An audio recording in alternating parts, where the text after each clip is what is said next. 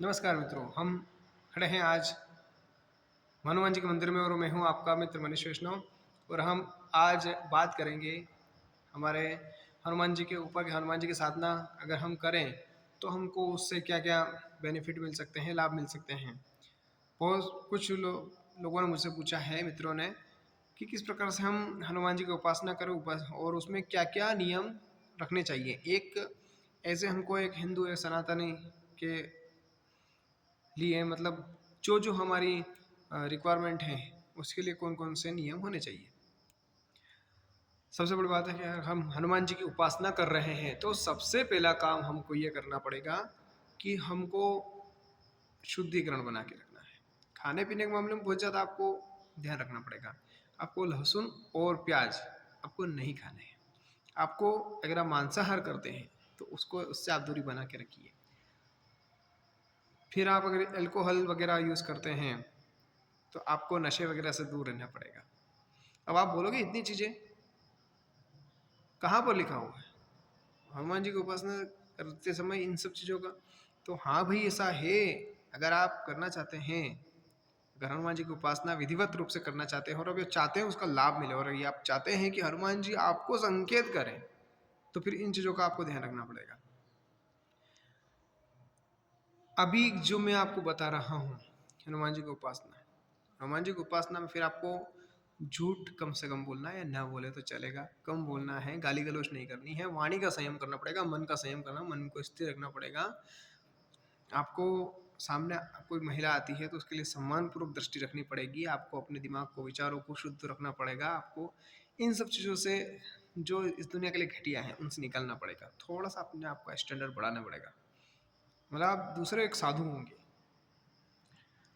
अगर आप बोलते हैं कि हम एल्कोहल वगैरह यूज़ करते हैं, इसका हनुमान जी से क्या ताल्लुक साधना से, तो मैं आपको एक बात बता दूं, अगर नाखून पे भी दारू का छींटा पड़ जाए या मांसाहार को टच कर जाए तो हनुमान जी और शिव जी और भगवान राम और ये इस प्रकार के अम्बा माता, इतनी इस प्रकार के सात्विक देवता हैं, ईश्वरी शक्तियाँ हैं कि इनका बस चले दे, हाथ को कटवा के फेंक दे।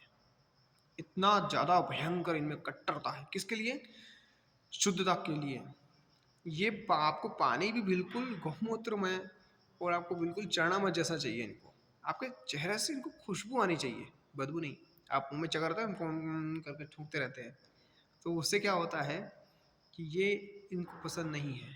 बिल्कुल शुद्धता, लक्ष्मी का जो शुद्ध सात्विक स्वरूप है वो है पवित्रता। जहाँ पवित्रता होती है अपने आप लक्ष्मी आती है। जहाँ पवित्रता होती है, अब आप बोलोगे बहुत सारे करोड़पति लोग हैं, वो भी बहुत सारा सब कुछ उल्टे काम कर रहे हैं, फिर भी उनके पास पैसा। अरे पैसा सब कुछ नहीं है। लक्ष्मी का मतलब पैसा ही नहीं होता है। लक्ष्मी का मतलब होता है सात्विकता, शुद्धता, पवित्रता, शांति, आनंद। हम एक बैठ कर सब हिलमिल के हंसते हुए जीवन गुजार सकें, कोई रोग ना होना।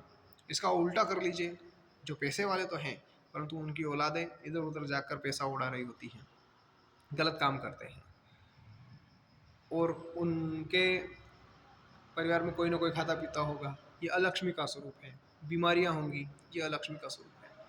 किस किस पट्टे करते होंगे, लड़ते झगड़ते होंगे, ये अलक्ष्मी का स्वरूप है।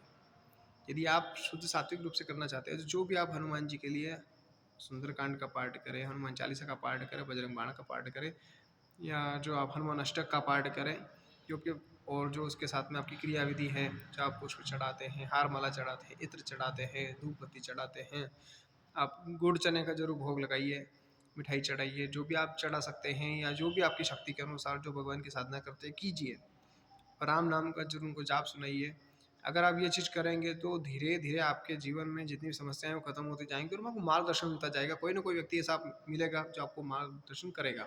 इसके लिए आपको तैयार रहना पड़ेगा कि अब जिद में नहीं चलना कि मैं इसकी बात क्यों मानूँ, उसकी बात क्यों मानूँ। ऐसा नहीं है।